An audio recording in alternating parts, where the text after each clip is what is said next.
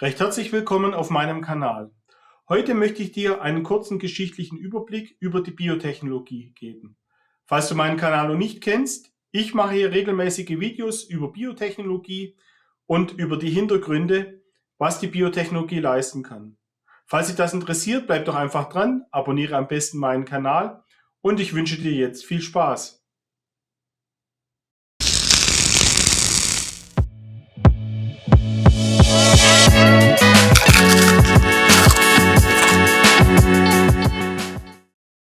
Was ist eigentlich Biotechnologie? Biotechnologie nutzt biologische Systeme, Organismen und deren Bestandteile, um neue Produkte und Technologien zu entwickeln. Um das besser zu verstehen, zeige ich dir kurz einen geschichtlichen Rückblick. Biotechnologie hat eine lange Geschichte und wurde bereits vor mehr als 8000 Jahren vor Christi in der Antike zur Konservierung von Lebensmitteln wie Bier und Wein, aber auch zur Herstellung von Brot und Käse verwendet. Erst durch die Entdeckung des Mikroskops 1676 durch Antony van Leeuwenhoek gab es erste Hinweise auf winzig kleine Lebewesen, die eine stäbchenartige Struktur aufwiesen und später den Begriff Bakterien erhielten. Im 19. Jahrhundert, 1876, konnte schließlich Louis Pasteur zeigen, dass diese für die Gärung der Lebensmittel verantwortlich sind, aber auch für die Bildung von Krankheiten. Unabhängig davon zeigte 1865 ein Mönch namens Gregor Mendel durch Kreuzungsversuche mit Erbsenpflanzen, dass Erbinformationen von einer Generation auf die andere nach definierten Regeln erfolgt. Zu diesem Zeitpunkt war aber völlig unklar, wie Leben eigentlich definiert ist und wie es genau funktioniert. Erst die Erkenntnisse aus der modernen Biochemie im 20. Jahrhundert entschlüsselten die Funktion des Lebens und der Weitergabe von Erbinformationen. Alles begann mit der Strukturaufklärung der DNA als Träger der Erbinformation 1953 von Watson und Crick und kurze Zeit später mit der Entschlüsselung des genetischen Codes. Nun gab es eine klare Basis für die Vererbung und die Kodierung von Aminosäuren als Baustein der Proteine, die Träger der Struktur und Funktion der Zelle sind.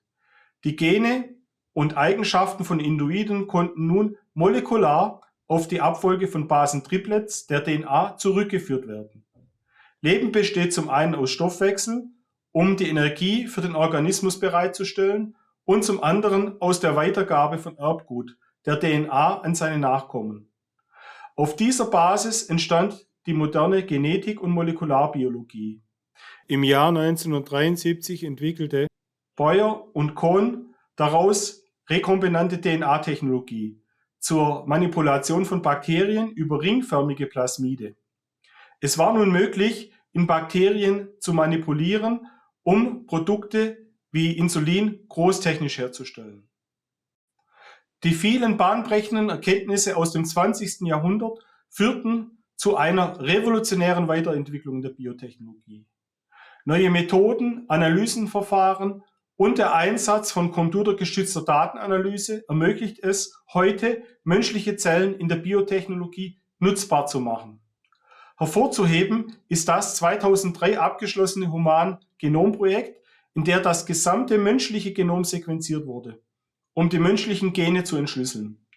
Im Jahr 2012 wurde dann ein neues Werkzeug, die Genschere CRISPR-Cas, entdeckt, zum gezielten Schneiden des Erbguts.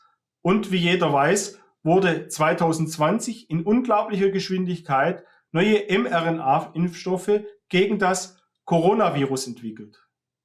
Die nächste Revolution steht aber schon vor der Türe. Und der Einsatz von künstlicher Intelligenz wird es ermöglichen, die Unmengen an bisher gesammelten Daten noch besser zu verstehen, um Krankheiten zu heilen und die Struktur von Proteinen vorherzusagen.